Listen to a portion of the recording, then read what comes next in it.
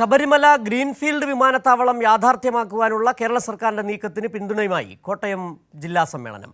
ശബരിമല തീർത്ഥാടകർക്ക് പ്രയോജനകരമായ പദ്ധതി മധ്യ തിരുവിതാംകൂറിന്റെ വികസനത്തിനും വഴിയൊരുക്കുമെന്ന് ജില്ലാ സമ്മേളനത്തിൽ പ്രമേയം. പ്രവർത്തനങ്ങൾ ശക്തമാക്കുവാനുള്ള കേരള സർക്കാരിന്റെ നീക്കത്തിന് പിന്തുണ അറിയിക്കുന്നതായും പ്രമേയത്തിൽ പറയുന്നു. 3 ദിവസങ്ങളിലായി പാമ്പാടിയിൽ നടക്കുന്ന CPIM കോട്ടയം ജില്ലാ സമ്മേളനത്തിന്റെ ഭാഗമായുള്ള പ്രതിനിധി സമ്മേളനം പുരോഗമിക്കുകയാണ്. സമ്മേളനത്തിന്റെ 2ാം ദിനത്തിൽ പൊതുചർച്ചയായിരുന്നു പ്രധാനം. ചർച്ചയ്ക്ക് ശേഷം സമ്മേളനത്തിൽ ഉയർന്ന വിമർശനങ്ങൾക്ക് സംസ്ഥാന സെക്രട്ടറിയും ജില്ലാ സെക്രട്ടറിയും മറുപടി നൽകും. നാളെയാണ് പുതിയ കമ്മിറ്റിയെയും ജില്ലാ സെക്രട്ടറിയെയും തിരഞ്ഞെടുക്കുക.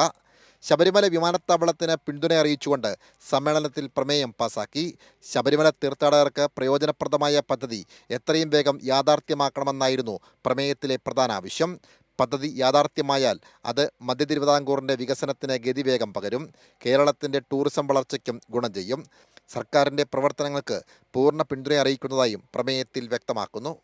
നാളെ ഉച്ചയോടുകൂടി പ്രതിനിധി സമ്മേളനം സമാപിക്കും. തുടർന്ന് ചുവപ്പ് സേന മാർച്ചും പ്രകടനവും നടക്കും.